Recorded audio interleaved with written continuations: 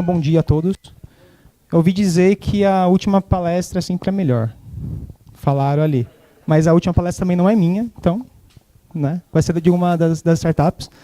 Mas, brincadeiras à parte, vocês conheceram hoje como a gente criou o Mobilab, como a gente fez a reforma do espaço, criou o co-work, parte de eventos. Saiu o concurso de projetos, que eu vou te apresentar. E ainda assim a gente olhava para aquele espaço, né, a gente estava rolando evento desde janeiro do ano passado, desde novembro de 2015 já rolava evento aqui, onde vocês estão. A gente inaugurou com um evento, com cheiro de tinta, a gente fez um evento super bacana, com cadeira com tinta, sem microfone, sem nada. E foi super legal, a gente começou o evento e no começo de 2016 a gente fazia eventos, tinha rolando os projetos.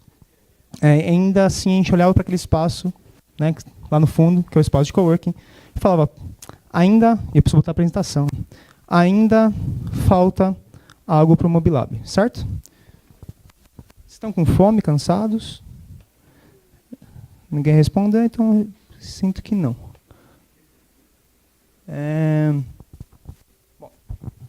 O bom que Nossa, uma animaçãozinha.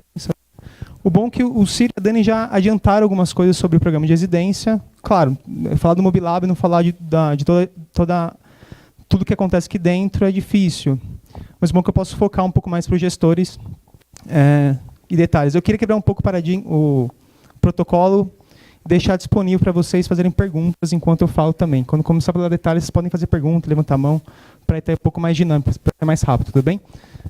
Bom, então a gente olhou para o espaço de cowork, voltando, e falou, falta alguma coisa. A gente tem startups do concurso de projetos, a gente tem eventos, tem a SP3, a CT, setor público aqui dentro, mas ainda tem a Bloomberg Philanthropies, que tem uma outra conversa, o Pedro está aqui atrás, escondidinho, mas a gente olhava e falta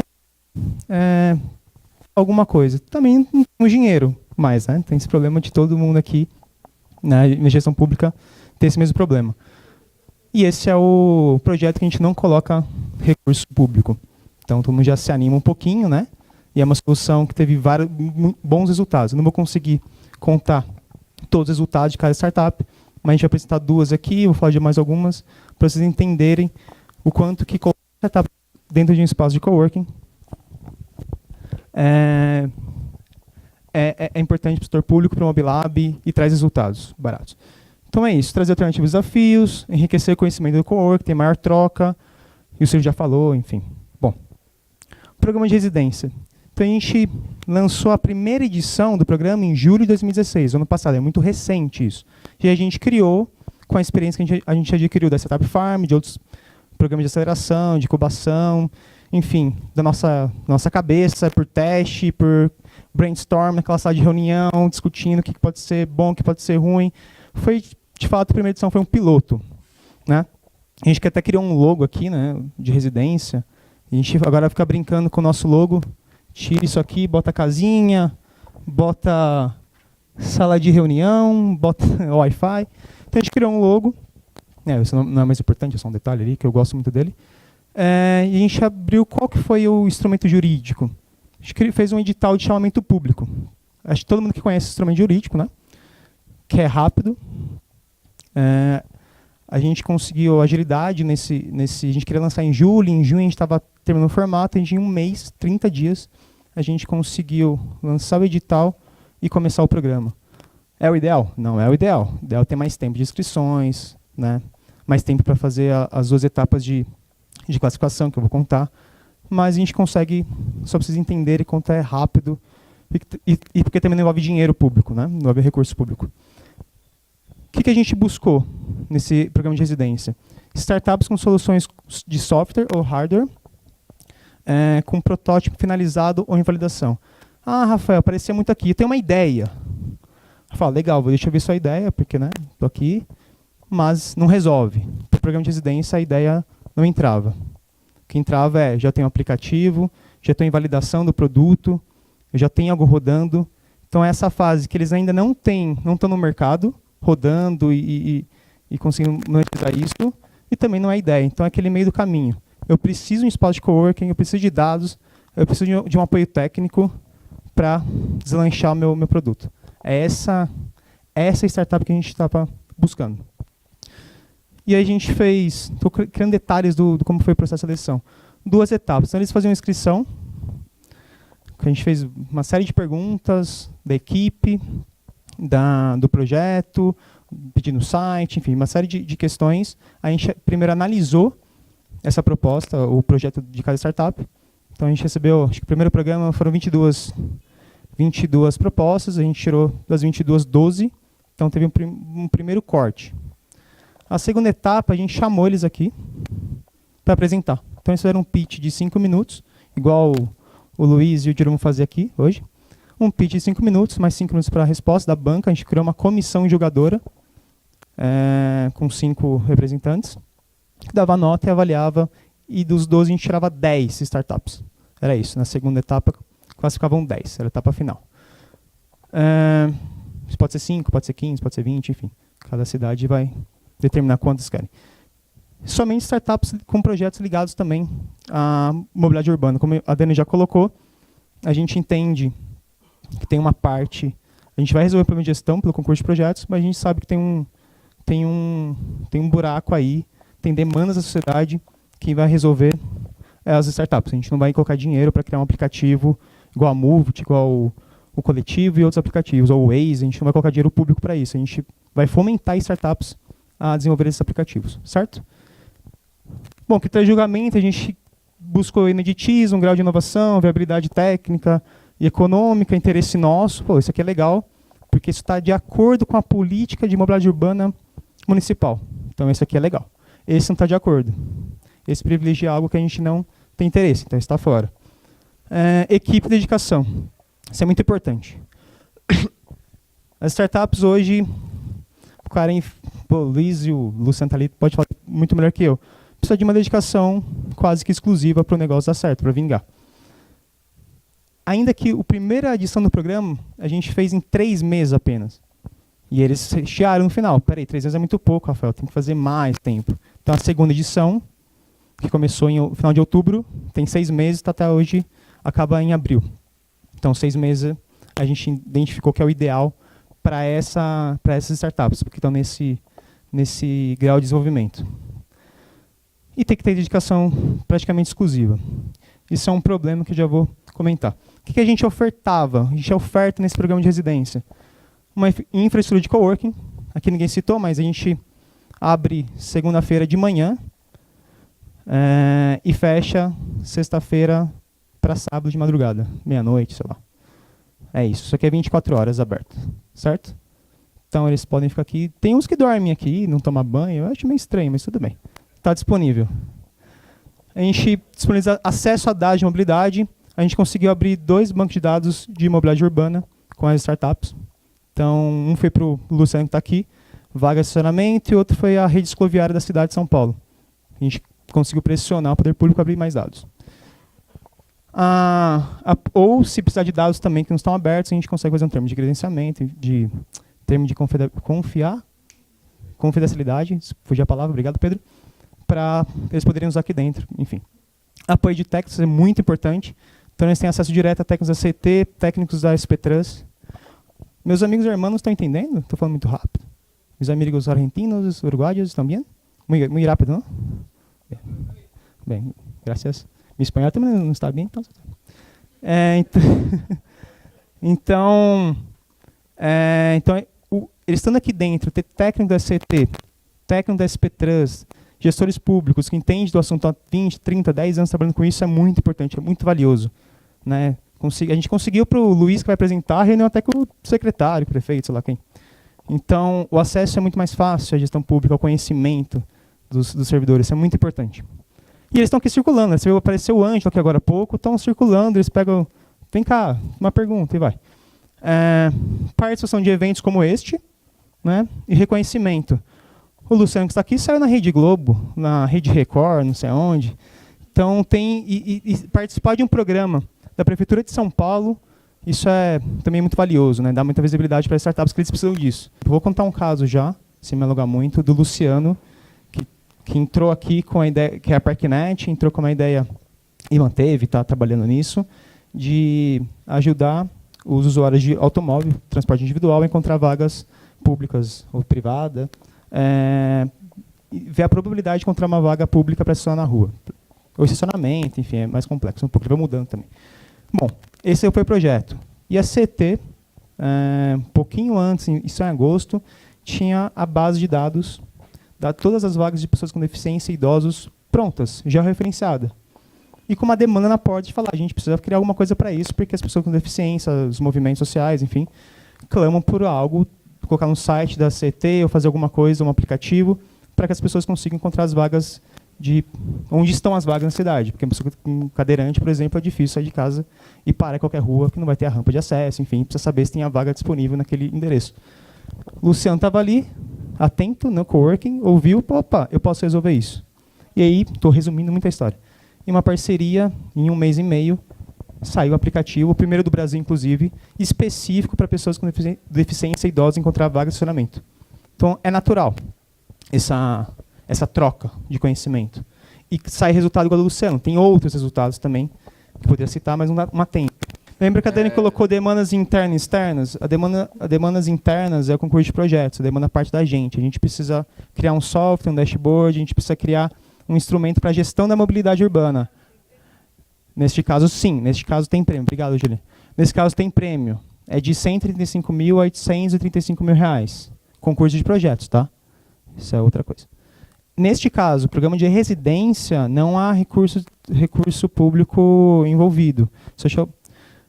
Apenas que para eles é muito valioso esses benefícios aqui. Está aqui dentro, ter acesso a técnico, ter acesso a dado, ter reconhecimento, participar de eventos, que no evento acaba conhecendo um possível financiador ou quem pode fazer uma parceria. Isso é muito valioso para eles que estão aqui.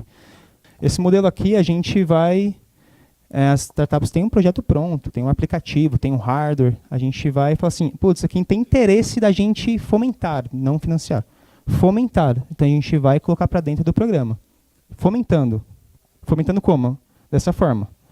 A gente tem interesse público, né, eles têm equipe, né, a equipe tem um desenvolvedor, tem um cara de marketing, uma pessoa de negócios, enfim, tem pelo menos 3 pessoas em equipe, e a gente tem interesse em fomentar porque isso é bom para o cidadão. Porque se esse aplicativo sair, né, a gente tem 12 startups hoje, se esse aplicativo vingar, isso é bom para o cidadão. Então, eu, como poder público, estou fomentando. Mas o modelo de negócio dele receber, conseguir monetizar em cima disso, aí é mercado. Né, em outras palavras, se vira. Se vira. Eu faço tudo isso aqui, mas eu não vou te dar dinheiro. A gente gostaria de ter bolsas. Na terceira edição, a gente quer fazer alguma coisa que tenha bolsa privada. Não sei, a gente está buscando. Se alguém tiver interesse, como empresa, a gente está buscando isso também. Para eles é interessante. Mas poder público não. É difícil fazer esse pagamento. A Dani já comentou, não dá. A gente não consegue dar bolsa para startups. É difícil. Bom, essas são as startups residentes hoje, que não recebem dinheiro, né? Não recebem recurso, tá bem? Então, tem a Parknet, está a Luciana ali, é bem interessante, vocês podem falar com ele. Tem então, para modais ativos, tem para pagamento, que é o onboard, que vai falar já. Então, tem 2 para bicicleta, tem para prevenção de quebra de veículos, pode ser para carro, para ônibus, enfim. Tem para fretamento, tem para mobilidade a pé, tem para prevenção de acidentes, enfim. Eu não vou falar delas, não dá tempo. A Onboard e a Cipops, que participou da primeira edição, vão apresentar, tá bem? Onde vocês vão achar isso aqui? Acho que é o mais valioso é isso, alguém perguntou. No site do Mobilab, não é maravilhoso, enfim. Tem programa de residência, primeira edição, segunda edição, que está rolando agora. Lá vocês vão encontrar sobre cada startup, tá bem? Ou, está aqui sobre as startups, clica aqui, vai ter o link e tal. Mobilab também, a gente tem o Facebook, /MobilabSP, a gente publica algumas coisas lá. Também, como eu falei, os eventos, a gente faz transmissão ao vivo. Esse aqui a gente está fazendo, a gente está gravando para ver se a gente faz alguma coisa, enfim. Mas também tem um canal no YouTube que a gente acaba postando nossos vídeos lá que a gente faz aqui, enfim. A gente está começando com isso também, não é tudo recente o Mobilab, né? Mas a gente fez bastante coisa no passado, a gente fez mais de 59 eventos aqui. Então a gente está...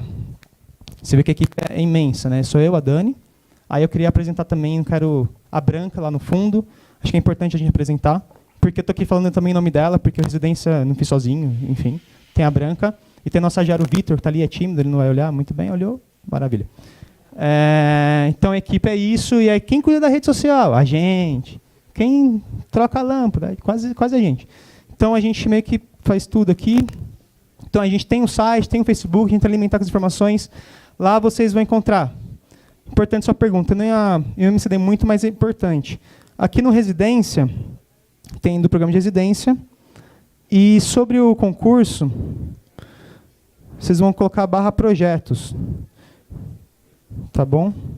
Devia estar bem ali, acho que aconteceu alguma coisa, eu vou recolocar no site. Mas o /projetos vai ter sobre o concurso de projetos. Tá lenta. Então, tem lá no site residência e tem sobre o concurso de projetos. Está tudo lá. Edital, termo, tudo. Está tudo lá, 100%. Sobre as startups, a gente coloca tudo lá. Tudo bem? Toda a informação aqui, o histórico, está tudo aqui. Sobre cada projeto que a gente lançou, que a gente também não contratou, e sobre o programa de residência, estão todas as startups lá. Não queria me alongar muito, mas passei um pouquinho no tempo. Chegou agora interessante. Ficou alguma dúvida muito pontual ou não? Não? Não? Pode? Então, eu queria chamar para apresentar uma das startups que começou em julho, na primeira edição, e também continuou. Só para os números. Na primeira edição, a gente conseguiu colocar 8 startups aqui dentro, e das 8, 5 foram selecionadas para continuar, porque o tempo era muito curto. Então, 5 continuaram na segunda edição, mais 7 novas entraram. Então, a gente tem hoje 12, que o programa acaba na semana. Então, eu vou chamar o Luiz Matos para apresentar o onboard. Obrigado, gente.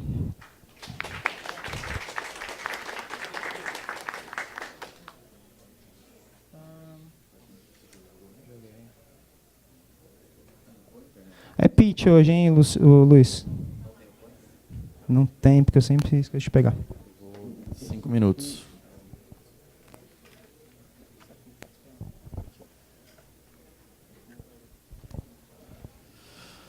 Olá, bom dia. Estão me ouvindo bem? Meu nome é Luiz Renato, sou uma das startups aqui do programa de residência. Como ele disse, estou desde a primeira edição, a gente foi aprovado na segunda. E eu vou, alinhado ao que a gente viu no evento nesses últimos dias, isso. Eu vou apresentar um pouco da realidade do transporte público e os desafios que a gente tem como usuário. Né? E para isso eu vou trazer um exemplo bem próximo da gente aqui, de uma pessoa que mora em Osasco e trabalha em São Paulo. Ela inicia a sua jornada pegando em Osasco, utilizando seu cartão BEM. Em seguida, ela embarca no sistema de trilho, utilizando o seu cartão. E na sequência, ela pega um ônibus municipal em São Paulo, utilizando o seu. Mas esse é o problema do usuário do transporte público. As filas para comprar os créditos e recarregar seu cartão, elas são enormes. Né? Os pontos de venda, muitas vezes, dos créditos, eles são restritos a lugares físicos. E às vezes eles estão em manutenção. Aqui a gente tem os nossos amigos que vieram de fora, vieram de outro país. Quando ele chega numa determinada cidade, ele tem que descobrir onde ele vai comprar o cartão, comprar o cartão e abastecer aquele cartão. Né? Do outro lado, os gestores do transporte público também têm seus problemas. E o principal problema apresentado por eles é custo.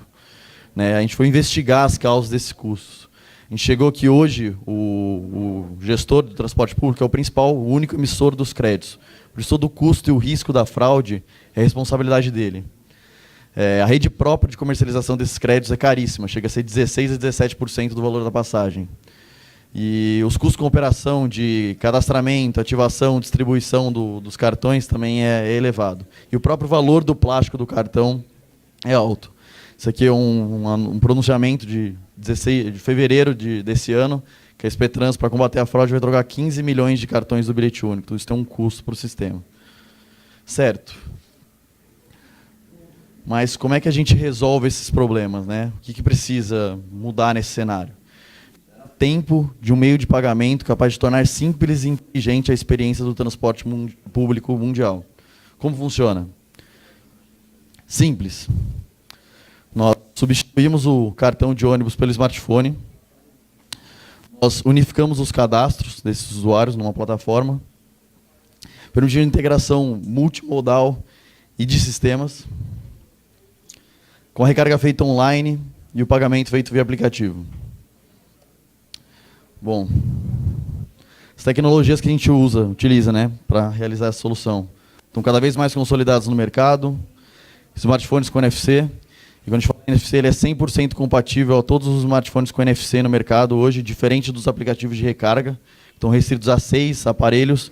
Hoje tem mais de 350 aparelhos com NFC no mercado, e essa lista é atualizada diariamente. Internet móvel 3G, 4G e Wi-Fi. Isso só para compra de créditos. Toda a operação de pagamento é feita offline. Pagamento eletrônico, cartão de crédito, débito, boleto, depósito bancário, enfim. Tudo isso sem a necessidade de cartões, bilhetes, tickets, passes, smart cards, Edmondson, enfim. Nós não somos uma empresa de transporte, mas nós podemos atuar na mobilidade com uma solução global. Isso, todas as tecnologias, todas as funcionalidades podem ser usadas em qualquer lugar do mundo. Qualquer sistema pode adotar esse modelo. Com isso, a gente melhora tanto a vida do usuário, em questão de praticidade, autonomia, facilidade na utilização, na compra e no embarque. E do lado do gestor público, com essas integrações, quando a gente não fala de uma identidade metropolitana, a gente pode fazer isso através do meio de pagamento. Mais modernidade e, principalmente, a redução de custo para ele. Um pouco do cenário. No Brasil, 37 milhões de pessoas utilizam o transporte público diariamente. Em 98, eram 60 milhões. O transporte público perdeu muitas pessoas, muito por essa falta de facilidade. O transporte público movimenta 80 bilhões de reais por ano, é um mercado gigantesco. E o bilhete único aqui em São Paulo sozinho, 5,7 bilhões. As empresas e os sistemas de transporte que a gente já está negociando, os pilotos já estão avançando nessas discussões, aqui em São Paulo, principalmente por conta do Mobilab. E no interior de São Paulo e interior da Bahia também a gente já está discutindo isso. Possibilidades que a solução permite: integração com as empresas de voucher, que são a principal responsável pelo Vale Transporte hoje. Inclusive, elas já vieram atrás da gente, interessadas na solução. Integração com bancos, nós já estamos conversando com os 2 maiores bancos do país, que eles também estão interessados na solução. Integração com aplicativos de mobilidade, que dão rotas. Também é permitido a possibilidade de usar isso através do aplicativo. Integração do transporte público com o privado. A gente fala muito de Uber, táxis, Cabify. A Prefeitura de São Paulo já tem uma iniciativa de integrar o transporte público com essas empresas. Então, essa solução também possibilita isso. Um pouco da evolução do mercado. A gente espera começar isso em São Paulo e nessas outras 2 cidades que a gente mencionou. Depois expandir isso para as capitais e principais metrópoles, e depois é uma solução global. Imagina você chegando num outro país, ou um turista chegando num outro país, e poder pegar o transporte público, a opção mais barata depois de andar a pé, de cara, porque o aplicativo reconhece onde ele está, desconta a tarifa daquele valor, a tarifa ali da local, e converte a moeda automaticamente. Esse é o nosso time. E obrigado.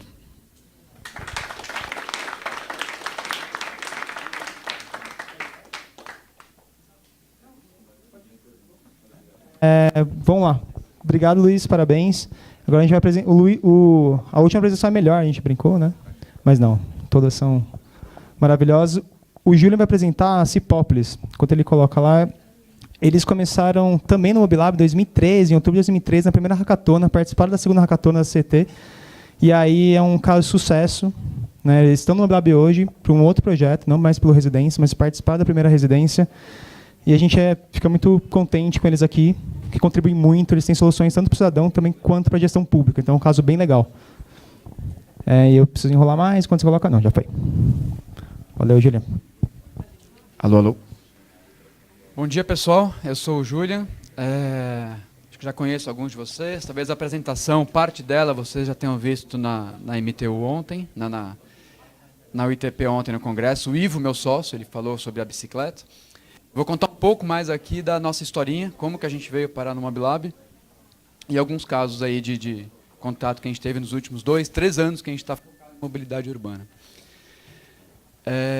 Nosso propósito como empresa, a gente quer atuar de uma maneira geral com tecnologia para a mobilidade urbana, para tentar auxiliar a cidade, levar soluções que possam melhorar o dia a dia do passageiro.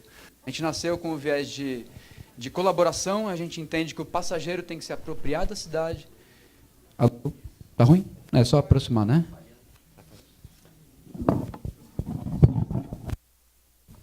Alô, alô. Oi. Então a ideia é que o cidadão possa se apropriar da cidade, entender que ele faz parte daquilo e possa colaborar. Tá? Em termos de colaboração, o nosso dia a dia, acho que a gente, pelo menos em São Paulo, usa, tá falhando, né? Alô, alô. A gente usa muito o Waze como ferramenta de transporte no dia a dia, quem vai de carro. Esse slide está aqui só para mostrar que o Waze não é uma startup.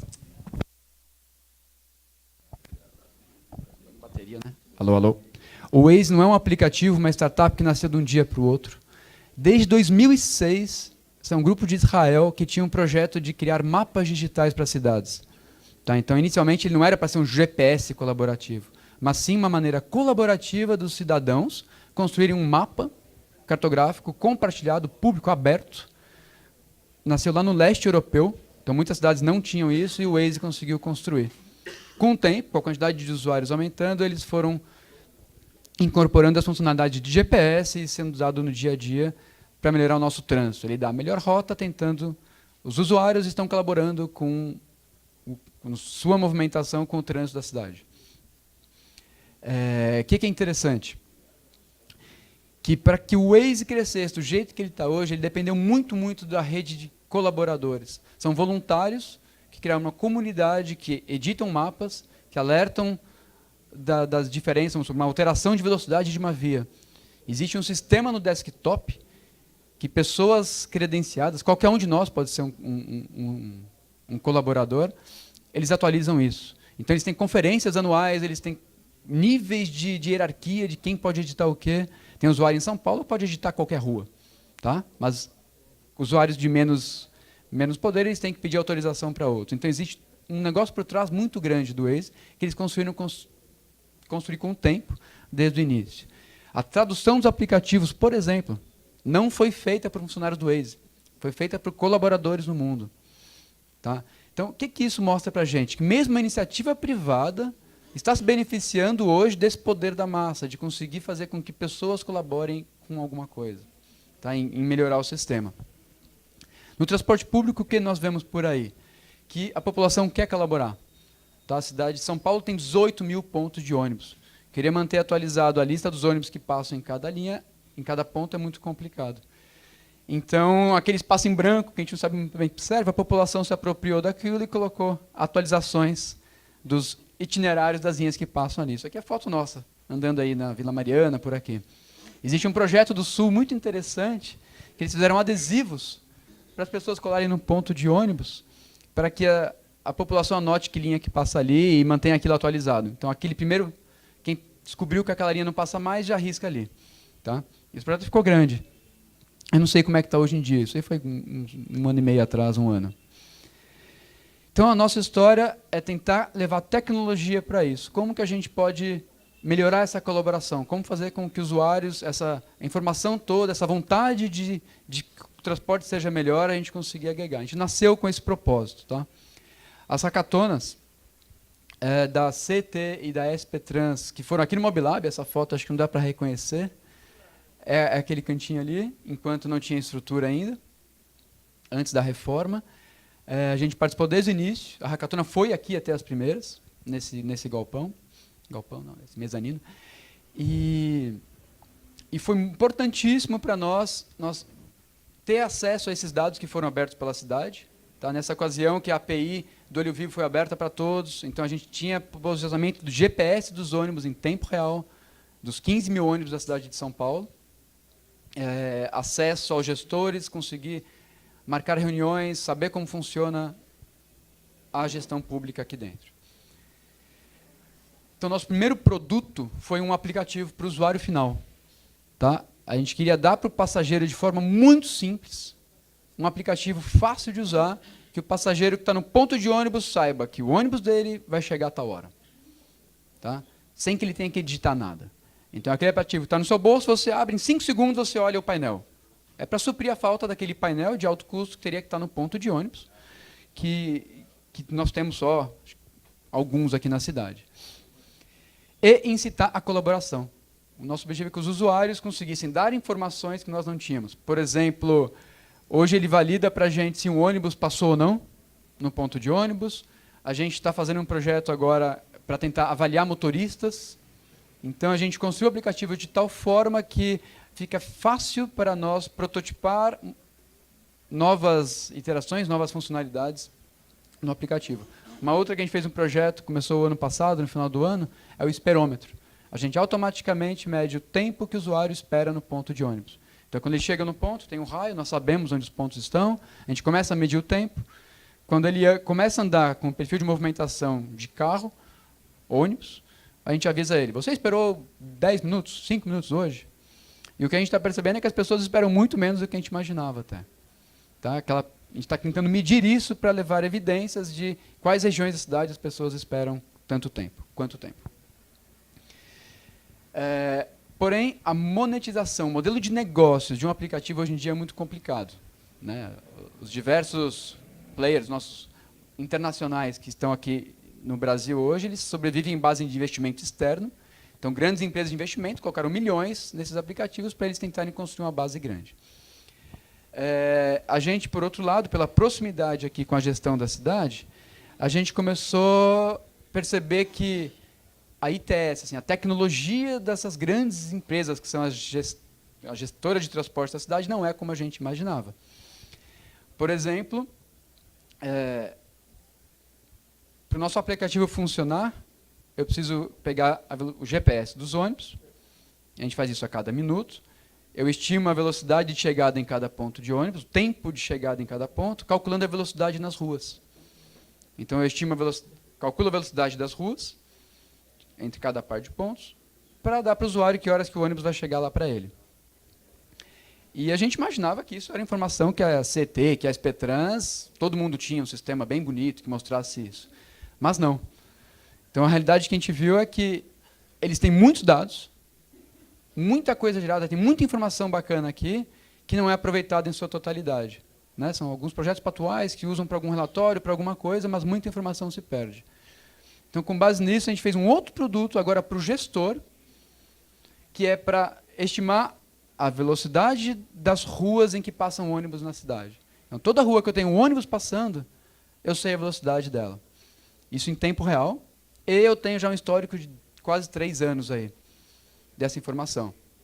Então, a gente consegue ordenar isso da pior rua para a melhor rua, eu consigo descobrir problemas crônicos na cidade, né, ruas em que a velocidade é sempre muito baixa, ruas em que a velocidade varia muito, de acordo com algum evento, alguma coisa, e de forma que fácil e flexível. Antigamente, no caso da SPTrans, para que essa informação fosse disponibilizada para a Companhia de Linha de Tráfego, CET, era necessário uma ordem de serviço, pedir um relatório, demorava uma semana para algum trecho. A gente deixou isso em tempo real para o pessoal.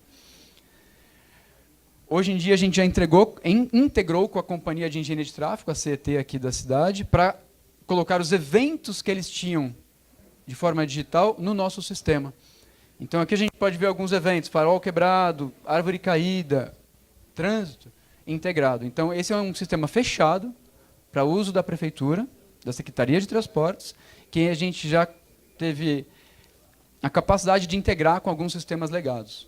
Essa é algo que a gente está vendo como importantíssimo, é conseguir fazer essa ponte. Não só levar um sistema novo que fica ali isolado, mas conseguir se plugar com sistemas já existentes.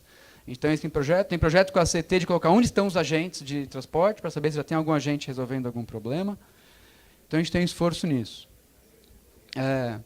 Nós somos técnicos, boa parte dos nossos sócios, nós somos 4, 3 vêm da área acadêmica de ciência da computação, a gente foi estudar fora, a gente vivenciou outras realidades, e a gente tem um viés muito de análise de dados, tá, gente? Que é tentar tirar a informação dessa quantidade. O que a gente percebe aqui no dia a dia? Que as ruas e o trânsito dessa cidade de São Paulo gigante são mais previsíveis do que a gente imaginava. Eu pego uma Faria Lima, às quintas-feiras de manhã, por exemplo, eu vejo que as velocidades de um dia para o outro não variam tanto. Tá? Então, o que nos dá o poder de detectar se tem algo diferente acontecendo na cidade, anomalias. Pega uma Raposo Tavares, que é uma rodovia que tem um fluxo gigante de manhã vindo lá de Cotia, do interior, para São Paulo. Isso aqui eu tirei hoje de manhã, né? A velocidade dessa via ontem, 7 dias atrás, ela é muito, muito consistente. Então, parte da nossa inteligência hoje é mostrar para o gestor o que está fora dessa média. Então, a gente consegue facilmente, naquele painel, qualquer usuário consegue identificar os trechos que ele quer monitorar, e se algum desses trechos está com a velocidade abaixo da média histórica, tem algum alerta, alguma coisa acontecendo, a gente já avisa. Tá? Então, essa é uma parte mais para o operacional. O que mais que a gente enxerga com isso é o poder do órgão público conseguir experimentar mudanças. Se eu estou medindo, eu tenho um histórico de alguns anos de informação de velocidade do viário, e eu sei que na Raposo Tavares, por exemplo, aqui, todo dia de manhã a velocidade média está em torno de 8, 9 km por hora, por algumas horas. Será que se eu colocar uma faixa de ônibus, se eu fizer alguma alteração no viário, vai surtir efeito? Tá? Então aqui eu tenho evidência de como estava, eu posso fazer uma ação, algo que a gente comenta muito, o Roberto, meu sócio, sempre fala, que é tentar prototipar mudanças na cidade. Em vez de gastar milhões com uma obra custosa, por que não colocar cones? Testa por 15 dias. Põe uma faixa na pose por 15 dias com cone, vamos ver o que acontece, e a gente vai medir se os ônibus vão realmente ter uma velocidade aumentada ou não. Então é esse tipo de coisa que a gente hoje está enxergando em conseguir contribuir. Tentar prototipar e trabalhar com evidências, dados, números, para tomar ações mais acertadas. Os horários das faixas exclusivas de ônibus, a gente está vendo o pessoal da CET usar o nosso sistema para ajustar. Porque tinha algumas faixas que eram o dia inteiro, que talvez não seja necessário, é melhor só colocar no período da manhã, e vice-versa. Faixas que só tem no período da manhã e de tarde o trânsito está muito, muito ruim, coloca para funcionar o dia inteiro. Então, esse tipo de inteligência que a gente quer levar, esse sistema, quando nasceu, foi muito voltado para a cidade, viário em geral, porém, a informação que a gente está usando é o GPS dos ônibus. Então, houve aí já uma interligação de áreas na prefeitura que não existia. Pegar o GPS, que é do transporte público, e levar para a cidade. Outros projetos relacionados com o transporte público em específico que a gente fez, com a ajuda até do Mobilab, projetos com o Banco Mundial, a gente analisou historicamente os dados dos ônibus aqui, para tentar entender pontos de gargalo, onde que a frequência dos ônibus não está como deveria. Isso aqui é um exemplo de... é um mapa de calor, de em quais... Isso aqui é a linha do ônibus durante todo o trajeto, sumindo. É o ônibus andando por hora do dia. É tentar entender em quais momentos do dia, em quais pontos da linha, a minha frequência ela bagunça. O usuário espera muito mais do que deveria. Onde acontecem os comboios. Para tentar achar formas visuais de mostrar isso. Aqui são os horários em que a frequência do ônibus está diferente do previsto. Tá? Então, os usuários estão esperando muito mais. O que mais que a gente entende que é importante o gestor ter, que aqui não era tão claro, são informações de forma clara e já prevista para o público do que está acontecendo. Então, as velocidades do ônibus nas faixas, nos corredores e no compartilhado, por exemplo. O que mais? Como startup, a gente tem que ser muito ágil. A gente acaba, assim, muda a gestão, a gente percebeu que os objetivos mudam. Hoje, a gente vê que a Marginal Segura é um tema que é muito importante na gestão atual. A gente já alterou nosso sistema para pegar também dados dos carros. Junto à parceria com o Google, a gente pega o dado bruto deles para conseguir estimar a velocidade nas marginais.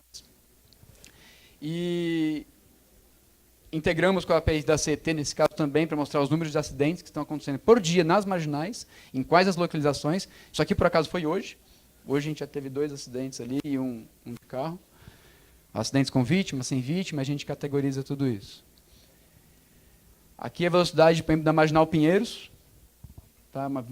Uma via importante, grande da cidade, a gente vê os horários de pico e como que a velocidade da marginal varia durante o dia. Essa é uma outra informação que a gente pensou que a CT tinha de forma estruturada já, mas também não. Então, a gente está indo buscar outras fontes de informação, que não só o ônibus, para conseguir agregar tudo no painel de mobilidade. Mas aos pouquinhos. A gente não está fazendo isso como uma empresa tradicional que fica lá em casa inventando produtos. A gente tenta escutar a necessidade do gestor, a gente conversa, ver o que eles estão precisando para aí sim colocar no sistema. A gente tenta sempre achar um usuário primeiro, qual que é o problema que você tem para levar alguma solução. Tá bom? E é isso, a gente vem do mundo de startups, nosso know-how, a gente já participou de diversos eventos, em aceleradoras, incubadoras. E estamos vivenciando, sim, o problema de vender para o governo.